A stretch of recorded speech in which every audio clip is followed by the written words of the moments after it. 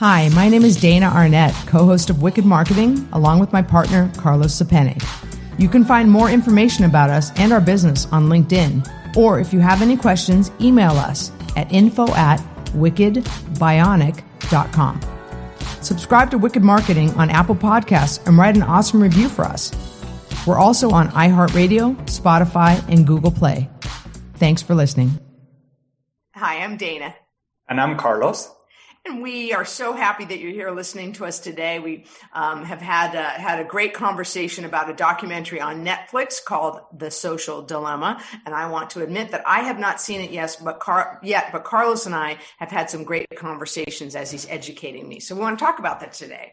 What do you have to say? Yeah, so I think that it's great that you don't know about it, right? Because then for those that are listening that haven't watched it yet, hopefully this won't ruin it for you. Yeah, I was going to say, are you going to be a spoiler the whole 20 minutes? It's totally well, it's not a spoiler as much as it is a different take, right? Because everyone that I know that has watched it has now completely panicked about social media and the everything that is happening.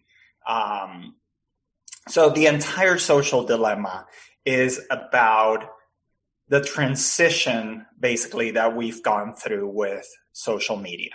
And the documentary is presented by people that are former employees of the big social media networks, right? So it's presented by high-level employees or ex-employees from Facebook, from Twitter, from Pinterest, just overall talking about social networking and the rise of social networking and their approach, mostly the social responsibility behind social networking, right? So how social networking started really about connecting people and making sure that people were able to communicate their views, communicate with people that they cared about, and that quickly evolving into a clear direction or understanding of the power of social media, right? Right. If you have the ability, and this is true in any communication medium, right? If you have the ability to control the conversation, you have the ability to shift the perceptions of people. For sure. And that's just a reality, right? Yeah, we know that from our work. Yeah, think about it in the news world, right? Fox News has a very different narrative that it communicates to their polarized audience than CNN and MSNBC do to their polarized audience. Correct. It's like for me talking to someone from the East Coast versus us being from California, our views are very different. Very different. Political space. And they seem to know certain information that we don't hear. And we seem to know a lot of information that they don't hear. Right. So it's the same sort of thing in the social network space, right? And the thing about the Social Dilemma is that the employees are talking about how, which is the reality that no one seems to just want to come to terms with. Nothing in life is free, right? Nothing in life is free. And with the dawn of the digital era and the perception that everything on the internet was free, right? That's where people got the sense that, social networking is free. It's good, right? Because it's free. I don't have to pay for it. Yeah, if you don't have to pay for it, someone does, right? Someone has to pay for it. So you might pay for it in data as well, right? In the data that you're giving them. And that's the biggest takeaway from the Social Dilemma is when you don't pay for a product, it's because you are the product. Oh, I love that line. How true. It is. So true. It's so incredibly true because you become the product, right? So now let's talk about social networks as a business. Right. What do social networks sell? They sell audiences. Connection. To advertisers. Yes. Right? And in order for them to sell audiences to advertisers, they need impressions. They need impressions, meaning they need to have spots to display the advertising, right? So if an advertisement shows up every 3 social posts on your feed, they have to get you to see as many social posts as possible in order for them to be able to generate the huge amounts of spots that they need in order to fill all of the advertising that they're selling. Right. It's a business. It's a business. Yes, it didn't. It's a business, like right? So what the social dilemma talks about is this relationship between a business and the social responsibility of having that type of control and power. Mm-hmm. And, living in the world that we live in, particularly you and I, that we live in this digital space and the advertising space and the policy type space within the advertising community. One of the things that I've always been a proponent of is self-regulation, right? And self-regulation meaning let's not get the government involved in everything, right? Let's see if we can establish policies that keep us and we enforce ourselves. When you think about law, right, overall, the purpose of law, and this is something that I learned actually when I was taking real estate classes, back when I was younger, right? I didn't know you took real estate classes. I did. Don't ask. My mom wanted me to take real estate classes because she wanted my brother to start real estate, and she didn't want him to go through the classes by himself because he would have never finished them. And so of course, she forced me. Yes. She actually paid for both of us to go to real estate classes so that I would go with my brother. Your mother's very powerful. You know how she is. So anyhow, I digress.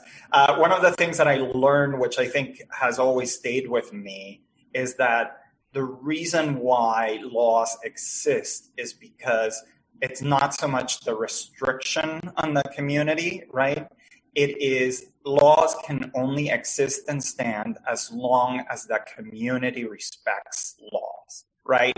Meaning we as a society have agreed that there is going to be these things called laws, and that we as a whole will respect the laws, right? Yes. We as a whole will respect the laws. And if society one day wakes up and decides we're not going to respect laws anymore. Oh, you mean like our current state of our country? I'm sorry. In some places, yeah.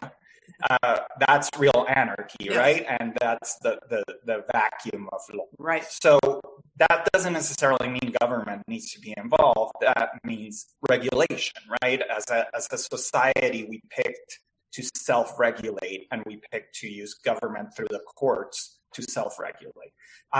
But in an industry like digital, self-regulation has become sort of a power that certain organizations within advertising, marketing and advertising have. Organizations like the IAB, the Internet Advertising Bureau, the MMA, the Mobile Marketing Association, that are groups of senior executives from big entertainment and other types of corporations that come together, right? Publishers, all sorts of people, right?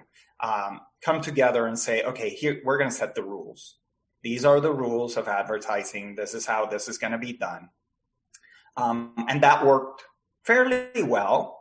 If you remember back in the days when the internet was sort of starting, right? People didn't really know that much about the internet.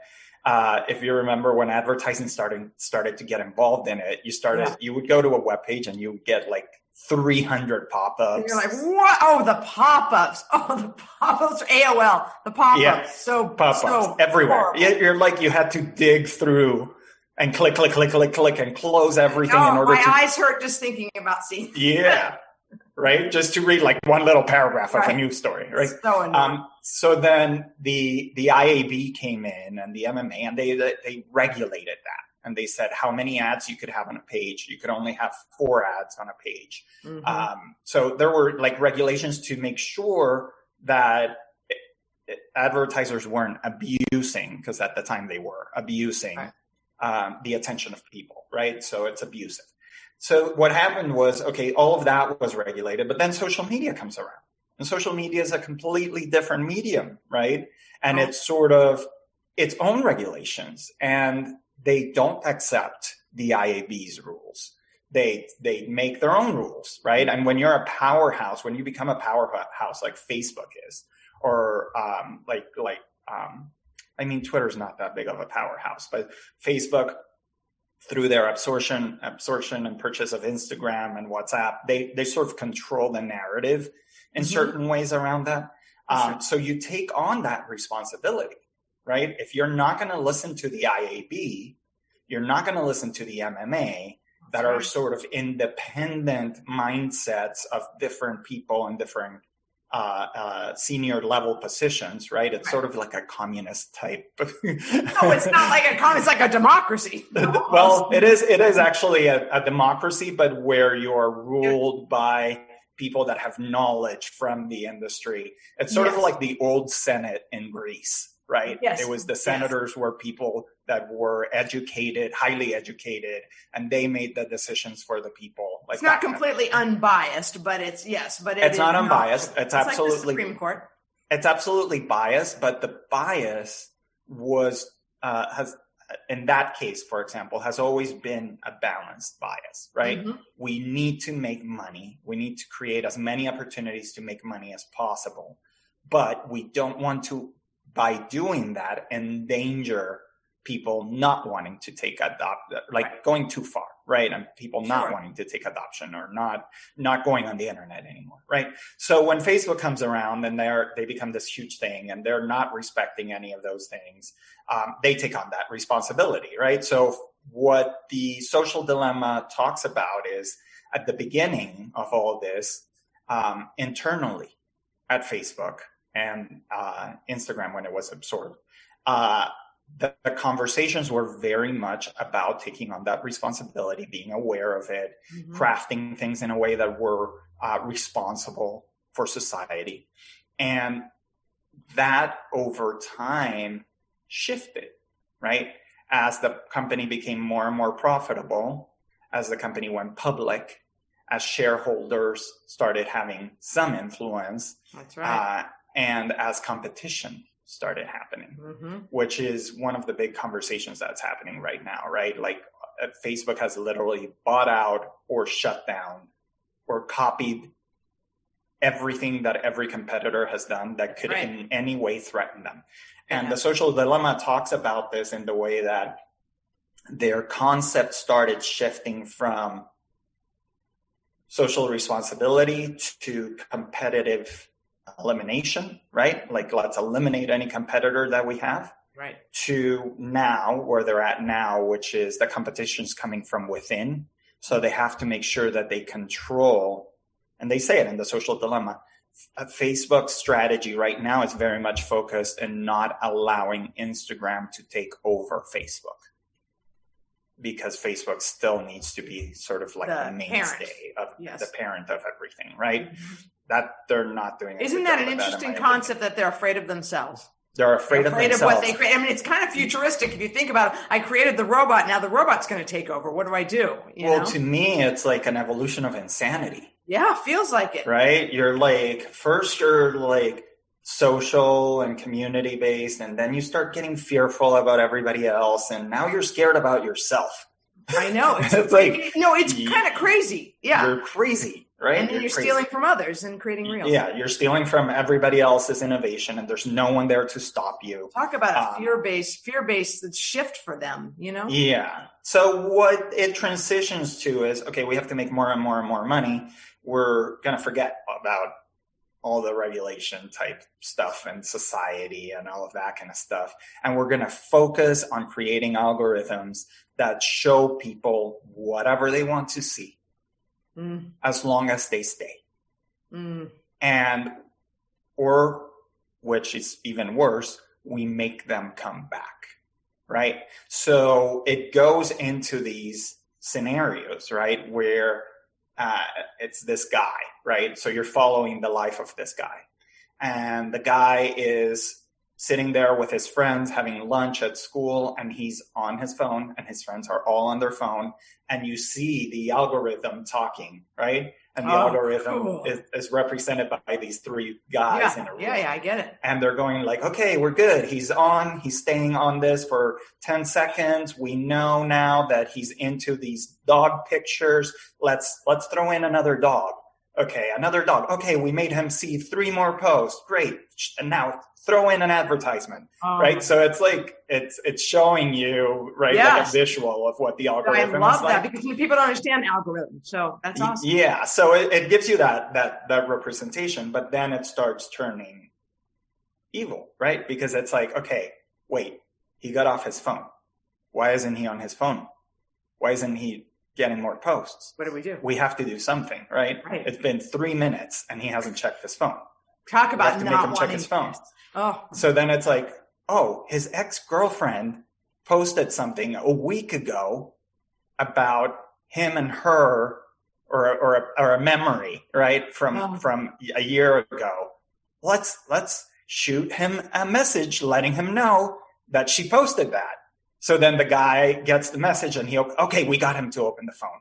We got him. Okay, now that we got him to open the phone, let's make him go onto her profile. So it's like this crazy making. I have to tell you, Carlos, that is so crazy. And what I was thinking is the original setup of the scene, which is there's 3 guys sitting together at lunch, right? Mm-hmm. So then you have pulled out not only the choice of I'm looking at my phone, I want to look at my phone, I don't want to look at it anymore. Maybe I'll talk to my friends to no. We don't care whether you talk to your friends or not. We need you here. And it's not even that. We don't want you to talk to your friends because we want them to be on Facebook too. So it kills real social in-person interaction, which is what we're so needing. Yeah, and that's what you see, right? Nowadays, when you go out to lunch, and I've posted this, I'll go out to lunch with my family, with my cousin and my brother, and we'll be sitting there at the table, and I'm sitting there, and they're both on their phone. I know. It bothers me. You're out to lunch. Like it's just habit. It's bad habit. It's just but it's not a habit. So what they're demonstrating now through science, and this is what the social dilemma is about, is that it's not a habit that you created. It's a habit that has been socially engineered by high-level engineers at those social networks in order to make you addicted to your phone. I feel like you're talking about what they said about smoking years ago, right? Mm-hmm. And the manipulation around smoking, and that I believe is truly habit forming, and that they push it. But I still do have a choice whether I pick up my phone. They can't make it. But it is now demonstrated that picking up your phone releases serotonin. What's that chemical in your brain that gives you happiness? Oh yeah, that one. Yeah, that one. It releases that in your brain. Well, so I will say, as the optimist, yes, we are so trained. I will say it didn't start out that way, right? And what you're saying is, and what it sounds like the social dilemma is about, they have now taken over. It's taken the good, as in everything we say, the white hat, black hat. Mm-hmm. They've taken the good, what was fun and cool and whatever, and we had choices. They're slowly pulling away our choices and hooking us. Well, and that's the thing, right? So you start seeing only the things that are going to hook you. Right. Because why would I show you a Republican-leaning post if you're a Democrat? Right. That's not going to make you come. Nope. It's going to waste That's not money. going to make you come look at more posts. Right. That's going to make you angry and not want to see it, right? So why would I show you that? Right. So because it is not about dictating your perception. It is about feeding your perception. But then you lose all ability to learn. That's why I love traveling, because you learn about other cultures. You lose all ability being fed to you. You have to work hard to be curious enough to go find other things. It keeps feeding what you know in a way. And that's not very exciting to me. I don't learn that way. Well, and that's a very nice way to put it, Dana, because what it is it's feeding not what you know, but what you believe. And that's the difference, right? Oh. So if you have a slight belief that, like QAnon, right? You have a slight, you expressed a little bit of interest on a post that talked about all these pedophiles in government, right? then all of a sudden it just validates it and validates it with stories that Facebook knows are made up. They know they're coming from places that are conspiracy theorists, right? They know it. But they get you to read 3 more posts before they show you an ad.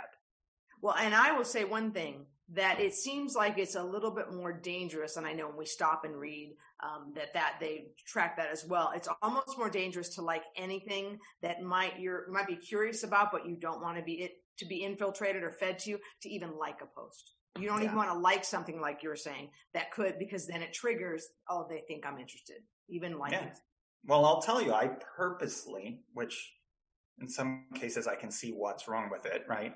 I purposely sometimes will go to like the Fox News website. Just to see the other side, right? And then all of a sudden it starts showing up in my Google News feed.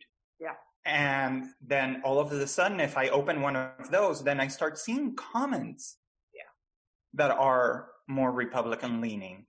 Yes. Now, we've gone so far each way, right? Like the Democrats to one side and the Republicans to the other, that because of this, and I think in a big way, right? That when you see something nowadays, it's like, what? Howard, how can you be so crazy to make a comment like that? I know. I think they think right on both sides, no matter what side you're. Well, I have to say, The Social Dilemma is going to be watched at home tonight for sure.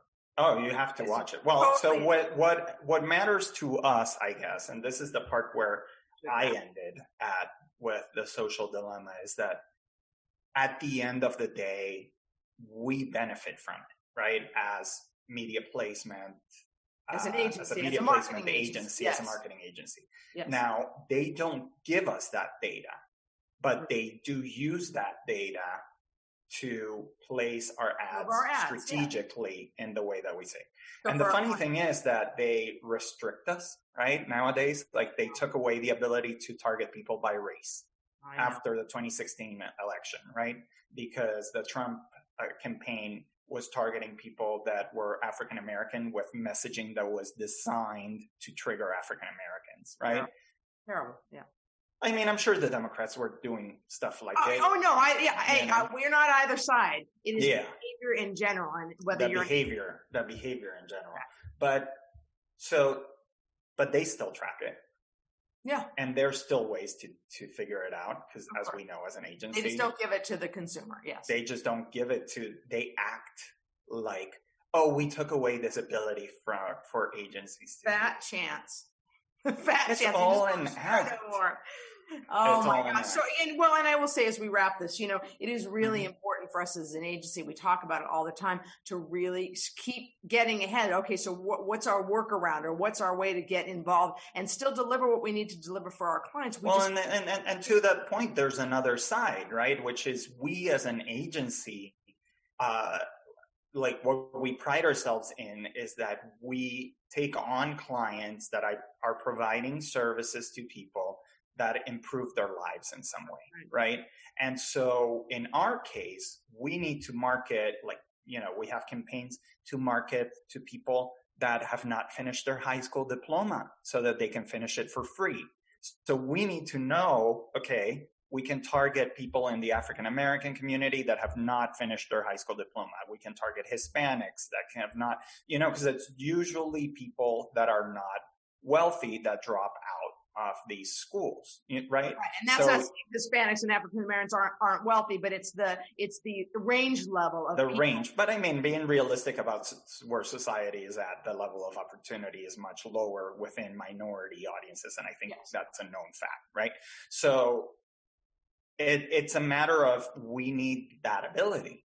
And if we were socially responsible within the social networking space, if that was really truly socially responsible, then agencies like ours that are trying to benefit those communities, not trying to manipulate those communities, then would have much easier access. I know, and that is where it becomes, where the shift to be the white hat isn't enough, because you're having to fight against the black hat. But we do it successfully, and I'm always so proud of our agency, because we deliver, like you said, products and services that enhance and educate people. And so that's part of our mission, is to be positive and bring that positivity and connect people and connect consumers. So don't be scared about the social dilemma, because it's going to continue to evolve, I think. And now that there's an antitrust suit against Google, we'll see if things shift in social networking before. Somebody will listen to this 3 years from now, and God knows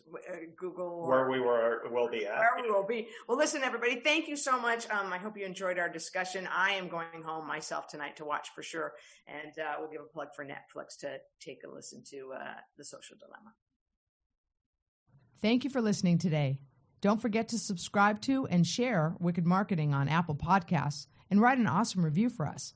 We are also on iHeartRadio, Spotify, and Google Play. See you next time.